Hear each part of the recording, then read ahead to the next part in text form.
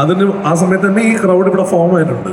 അതായത് കഴിഞ്ഞ 2-2.5 മണിക്കൂറായിട്ട് നിങ്ങൾക്ക് എല്ലാവർക്കും വേണ്ടി മാത്രം വെയിറ്റ് ചെയ്യുന്ന ആൾക്കാരാണ് ഇവരെല്ലാവരും. അവർക്ക് നമ്മുടെ ഭാഗത്തു നിന്നൊരു വലിയ ഗൈഡ് കേട്ടോ അങ്ങോട്ട്. ഞങ്ങൾ 5 മണി മുതൽ ഇങ്ങനെ തിയേറ്റർ വിസിറ്റിന് പോയിട്ട് വരികയാണ്.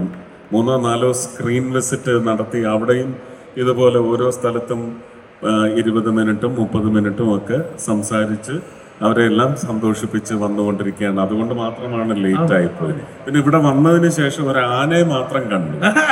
പിന്നെ ആ ആനയെ എവിടിട്ട് നമുക്ക് വട്ടം പിടിക്കാമെന്ന് നോക്കി ഈ ഒരു കോംപ്ലക്സിന് ചുറ്റും വട്ടം പിടിക്കുക കുറച്ച് ചുറ്റിക്കളിയായിപ്പോയി. അതുകൊണ്ടാണ് സുരേഷ് ഗോപി വന്നു കഴിയുമ്പോൾ ഇവിടെ ഒരുപാട് ആൾക്കാർ ഒരുപാട് ആഗ്രഹങ്ങൾ പറയും. ആഗ്രഹങ്ങൾ അങ്ങോട്ട് പറയാന്നുള്ളതാണ് എൻ്റെ ജോലി. അപ്പൊ അതിലൊന്ന് എല്ലാവർക്കും ആഗ്രഹമുണ്ട് ഒരു ഡയലോഗ് കേൾക്കണം എന്നുള്ളതാണ്. അത് ജാനകിയുടെ ഡയലോഗ് ആവാം, അല്ലെങ്കിൽ സുരേഷ് കൃഷ്ണന്റെ ഡയലോഗ് ആവാം. മറ്റേ 2 ലൈനായിട്ട് പുല്ലേ ഓർമ്മയുണ്ടെങ്കിൽ അത് പറ്റില്ല. അതല്ല, അത് സ്ഥിരം നിങ്ങൾ ആഗ്രഹിക്കുന്ന ഡയലോഗ് ഏതാണെന്ന് എനിക്കറിയാം. പക്ഷെ അതൊരു ഭയങ്കര മൊണോട്ടണിയുണ്ട്. മൊണോട്ടണി ആടില്ലെങ്കിൽ ആ ഡയലോഗ് തന്നെ.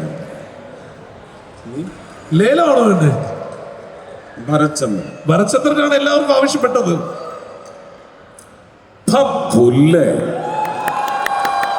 മോഹൻ തോമസിന്റെ ഉച്ഛിഷ്ടവും അമേദ്യവും കൂട്ടിക്കുഴച്ച് 4 നേരം വെട്ടി വിഴുങ്ങി ഏമ്പക്കവും ഇട്ട് ആസനത്തിൽ വാലും ചുരുട്ടി വെച്ച് അവന്റെ കാൽ ചുവട്ടിൽ കിടക്കുന്ന നിന്നെ പോലുള്ള പരമച്ചറ്റകൾക്ക് ആ പേര് ചേരൂ.